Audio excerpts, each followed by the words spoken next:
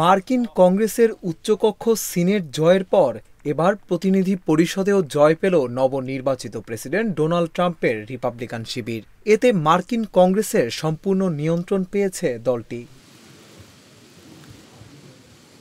White house, senate, governor থেকে শুরু করে প্রতিনিধি পরিষদ সবগুলোই এখন ট্রাম্পের হাতে। ব্রিটিশ সংবাদ মাধ্যম বিবিসি বলছে, এ কারণে ট্রাম্পের জন্য অর্থনীতি, অভিবাসন ও অন্যান্য গুরুত্বপূর্ণ বিষয়ে তার এজেন্ডাগুলো বাস্তবায়ন সহজ হবে।